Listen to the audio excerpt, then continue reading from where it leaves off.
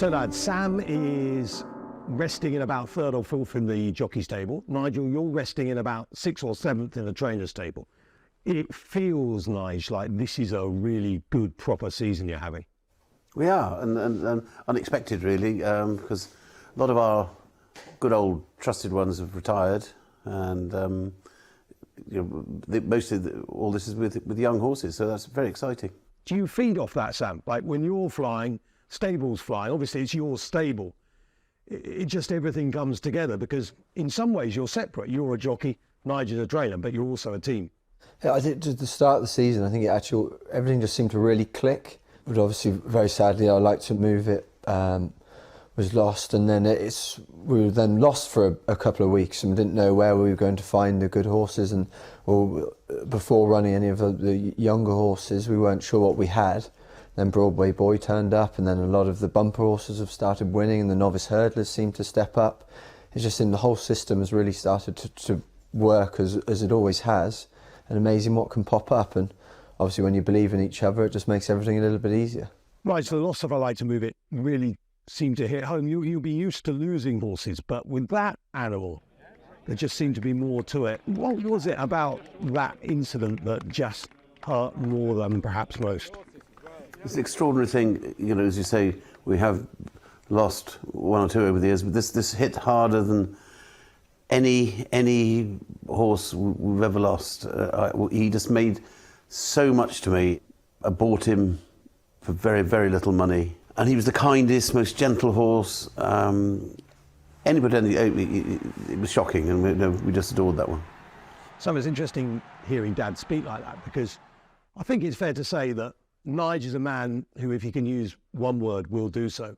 And yet, straight away from that, just the words he said there, there's a cuddly softie in there. Like, there's much more to Nigel than most of us find out about your old man. Oh, most definitely. Like that kind of sums it up. When you talked about I Like to Move It, if you were stuck at 2:30 in the morning, one, you'd guarantee he would answer the phone. He would come and get you, help you, do whatever you needed, and it wouldn't just be Willie or I, it'd be any member of our staff. And I think that just shows that actually, if Dad likes you, he will do anything for you. He wears his heart on his sleeve at times. If he swears at you, it means he likes you probably more than a lot of people. And the truth is, if he doesn't like you, he won't talk to you. So it's just this fairly black and white, but what you do have is incredibly, actually, for what has a fairly intimidating approach, is what actually is when you're inside, is actually like a very, very likeable, soft man. Oh, big softy, yeah. It'd have to be now with 6 children, The yeah. problem is, he says it with that little glint of his eye, and he's thinking, what the hell am I doing, sat here talking Why about did I agree to do this?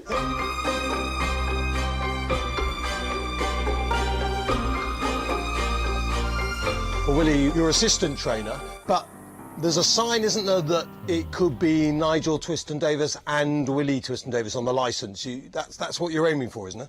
Yeah, it's been discussed. As Dad and I have worked very closely for a long time.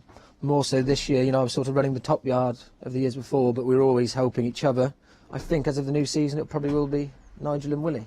I know Dad a little bit. He doesn't use 100 words when he only has to use one. If you suggest something, is it either sort of a yeah or no?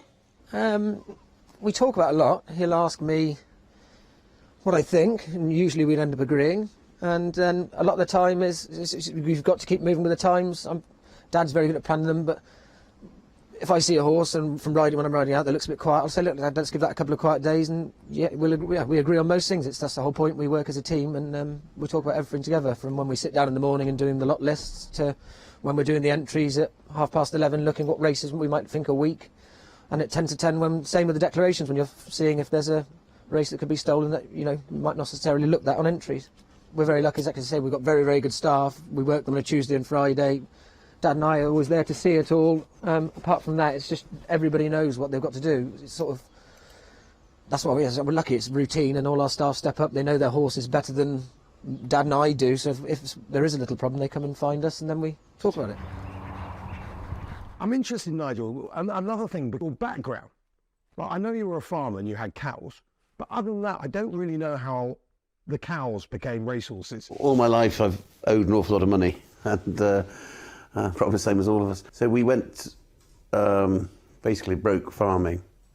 So we had to sell 3/4 of the land, and I just had a few horses that we were training, under a permit. Sold 3/4 of the farm, couldn't run a business, on the 70 acres we had left. So, we started training instead, and that helped. Sam, you were telling me, I never quite know with stories whether they get told and you're just taking the mickey out of me, but something about Willie running down to the cows and almost getting killed or something. No, well, you asked what kind of, how, you asked about Dad being a farmer, and I could never really remember as to why all the cows left. But I remember we had one of the cows' mums passed away, but yet it had given birth to what we then became a pet, Georgie. So then Georgie lived up in one of the stables at the top, and Willie and I and Mum and Dad, whenever, would have gone and given Georgie a milk bottle. So now obviously we've grown up knowing who Georgie was, and one day she's turned out in the field. Willie's ran down the gallop to go and see said pet cow and got a good mauling by the cow, and luckily Dave Collins was going down the gallop at the point Willie was getting kind of done over by the cow. Worked for us for years as kind of in charge of all the gallops, and found Willie getting done over by the cow, and thankfully pulled the cow off Willie. Was that a bit of a catalyst as well, Nigel, or not? Or was it all money? No, I got rid of the calf for not doing the job properly. But the calf was fine. It was just playing with him, but it doesn't realise how strong it is. It wasn't. It was pleased to see him. It wasn't actually. I always took it that's why the cows left, but maybe not. No. Cows left was because we're just going to go to race, and then something would go wrong. They'd get out or something, and But hold on, you say you went racing. So, did you have some horses while you were farming? Like what? Because it's different, isn't it? Being a farmer with cows is different to being a racehorse trainer. When Martin Pipe started up, he always goes on about how he knew nothing, absolutely nothing. Did you know anything about horses while you had those cows? Well, yes, because I always had a permit and things like that. So there was some horsey stuff going on in the background. Yes, and I was a jockey for years before, so I'd been to big yards and things like that. Why is Sam laughing at that? Why is that funny? So he was a fantastic jockey, just couldn't do the weight. Those are your words. Hold on, because the way you're looking, Nigel, it sounds as if you actually think you were all right. Well, were you all right? How many winners did you ride? I rode winners for Fred Winter. Did you? So I didn't know that at all. Well, yeah. Tom Thompson-Jones, Fred Rymel, Richard Head. So you rode for better peoples than Sam rides Much better, much better. So how many winners would you have ridden? 34. And your biggest winner? Claiming novice. Probably a novice hurdle round Chepstow, wasn't he? So hold on, so going right back before then, are you from a racing family, like a horsey family? A farming family, and I always rode all my life, yes. And I'd like to actually say I rode a Gold Cup winner at Cheltenham. Well, in what way? I rode Royal Frolic in his last race at Cheltenham. Right. So this is a whole new... So actually Sam, who's sitting there quite smugly thinking he was miles better, but he's got a bit to prove, isn't he? A lot to prove. The only reason I'm here is because his insight as well as starting, maybe.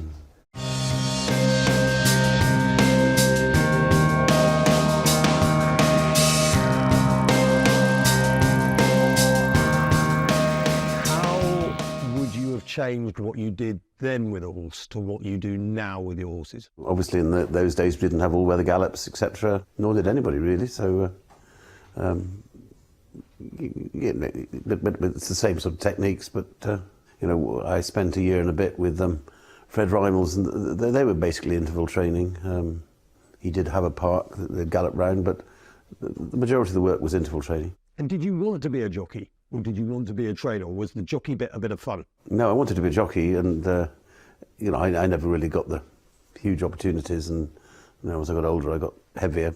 I never wanted to be a trainer, but the lack of farming in the end sent me training. And if someone said you could start again, which one's more fun in reality? Which is the jockey bit of you still in there really? Do you look at Sam and have looked at Willie, because Willie was outstanding as well?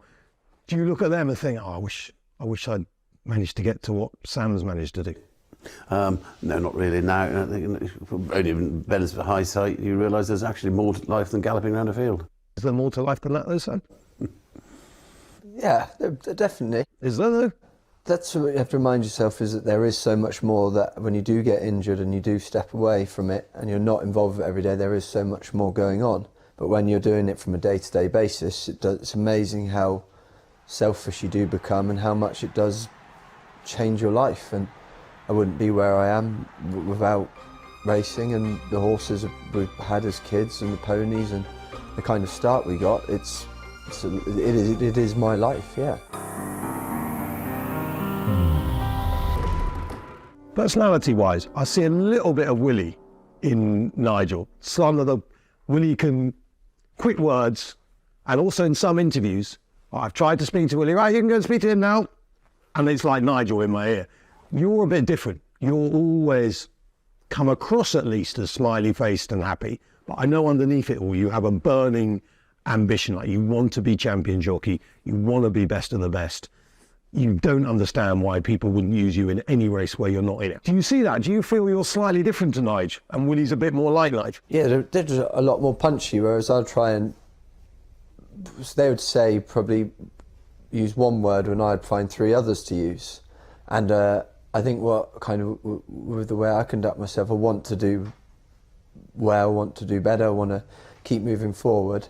And the problem is in my head, probably I do things the wrong way around sometimes. But as anything, you're always learning and you're never a complete package. And I think that's why Dad, Willie and I all really do click together, for where my flaws are as where they are then brilliant, and for where then they don't say so much as sometimes where I can hopefully help support this place. Long back in the day, Nigel, there was an interview you did and you said, Sam doesn't smoke, he doesn't drink, he's the perfect son. That was quite a long time ago. How do you look at him now? Well, when he gets a chance, not very often, he'll have a drink. Right. He doesn't smoke. But as I say, that was many years ago. Is he?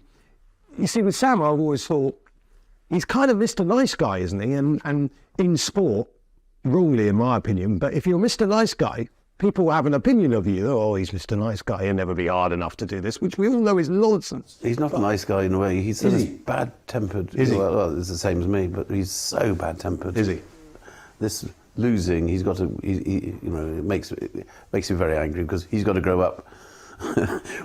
When it comes to when he's lost a race, not his fault. He just gets so angry, and it's a waste of time. Anger doesn't help at that stage. Why Willie and Dad are very good is that obviously a lot of trainers and stuff don't know certain jockeys. They will know, because they know my body language. If I'm angry, they will always make sure they're with me before any owner will ever be. So I let my Mitley, to his anger at the times that I say it, I let it out on one of them first, before then an owner will come and hear me losing my temper about a situation, a scenario, where it's ran, why it's done something. So that's why they're very good, because they can read my body language, and then I'll have said whatever was probably not the right thing to say at the time, and then the 30 seconds later or a minute later when the owners turn up, I'm a little bit better and a little bit calmer. So it's actually like those aspects of being a team that actually do probably make us do better. Because if they came along, weren't there, and the owners just turned out, I could be likely to say anything. So what he needs to do is just, because he gets angry with the horse, gets beaten, fine, but leave it at that, because then something may come of it, rather than saying it's bloody useless. It isn't, it's something might have gone wrong, or it might have got a cold or something coming on, or there's never ever condemn a horse straight away. Do you think being family makes it easier or harder in general? Like they were talking about the other day, they had a lunch or something, everyone was together, and it seemed that really hit home. Like the boys really enjoyed that, like, because it was family. But then you're working together all the time. Why was that lunch so special, even though you're together all the time anyway? I don't know. We have a good relationship, and we enjoy each other's company. So it is. It makes when you're doing it as a family, it makes the great days greater, and then the bad days a little bit more easy to deal with. And that's through, obviously, where I've been very lucky is through going off and doing it with Paul and stuff. Like, you have great days, but you then all go your different directions. Paul would obviously go home and I'd have come back here. What's so great about doing it as a family, like Broadway Boy, for example, that day, Cheltenham, and then even when I wasn't on him and Tom was on him, like, everyone comes back here, and Dad and Willie were brilliant with me because they knew I'd ridden something else, but then were brilliant. Then the next day was back on Broadway Boy. We got the result we wanted, and we just had, like, it was a really nice moment. And like, when everyone's disappearing at the end of the day and going back to their own homes, how do you ever share in something which you've all done together? So I think that's what makes it even more special, is that we're all coming back to the same place, and it's very easy for us to all go have a drink together, actually watch the replay and have a chat. And there's moments in the summer we had a bumper winner, and it was so nice. There's no race the next day. We got all our team down the local pub. Willie put a load of money behind the bar, and you were able to have really nice moments through just doing it. You're all going back to the same place and doing it as a team. We had some very quiet journeys on the way home, but only through disappointment. The new one after Kempton, I lost my iron at the last. The champion hurdle after that day, like, just not a word would have been said. So there have been some days where not angry at each other, just both gutted. Broadway Boy with a commanding lead under Sam Twiston-Davies, over 5 in front. He's drawing away 7 or 8 lengths in front. Broadway Boy returns to complete a hat-trick and makes a winning start over fences. Well, Willie, for all your life, you've been looking for your true love, and I think with Broadway Boy, you finally found something that feels very special to you. Yeah, no, definitely. He's a very, very talented horse. Losing a horse like I like to move it so early on in the year, someone had to step up, and I always hoped it could be him, and he's done it. The thing I like about the most, although he's won by 20 lengths at Cheltenham, he actually only really ever does enough. He always sort of, you can see him pricking his ears that little sort of last half furlong when he knows he's won. He just seems to have a tank that can't seem to be emptied. He was fantastic at Cheltenham when Protectorat was back in third. He then disappointed for some at Warwick, but for those just thinking he'd raced a lot and was tired and things like that, we can put that to bed straight away, can't we? He just wasn't right on the day. Yeah, exactly. We track washed him on the Tuesday after, and he was full of muck. For him to run a race as big as he did, being obviously under the weather, was a hell of a performance. And it's sort of, after 3 fences, I knew it didn't look like him. And he's pretty obvious horse to read because he jumps, travels, ears pricked, but he always just looked not happy at all. So it's one of them. It's not nice for the horse to be sick, but at the same time, it was a relief because we knew that wasn't his true running at all. As I say, he's a 6-year-old who I'm certain we haven't got to the bottom of yet. I don't think many 6-year-olds have run over fences and won a handicap of 146 at Cheltenham against seasoned handicappers. He's proven he can run to mark in the 150s. Black Lion won an RSA for us, and at this stage of their career, why can't this horse be every bit as good? We've seen some of the flat side of the stable with Earl of the Cotswolds when he won up at Newcastle. One thing's for sure, you all know how to celebrate when you have a good winner.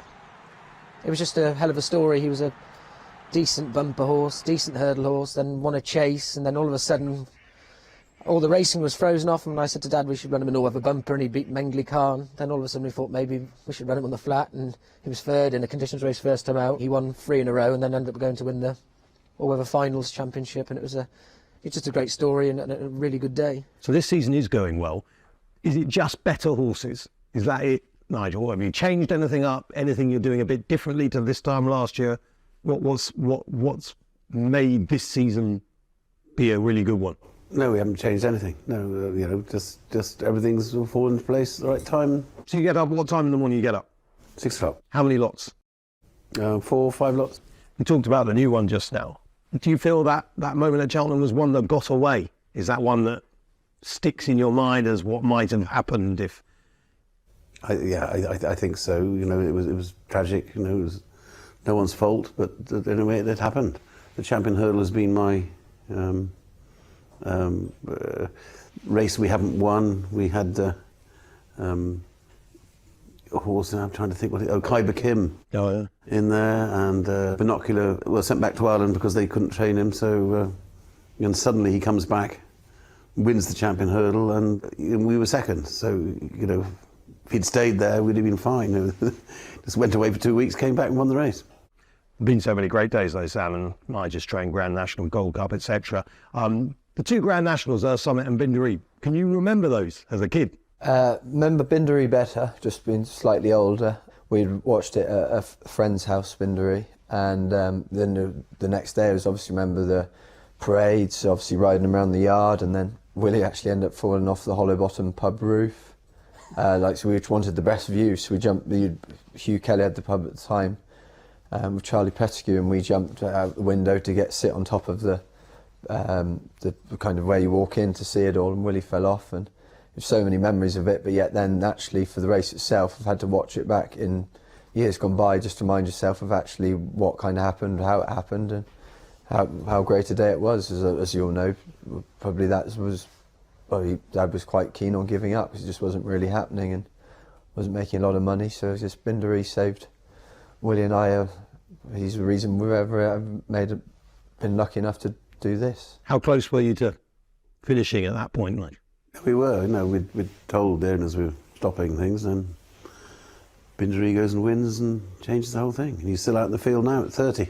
Would you take a Grand National win over a Gold Cup win? If someone said you could win either of those two again, now you've won them both, which one would you take? I think we'll go for another Grand National, shall we? 3 Grand Nationals. Do your own red rum. Let's hope this good run continues, and it's great to see you doing so well, so thanks for chatting to us. Yeah, thank you.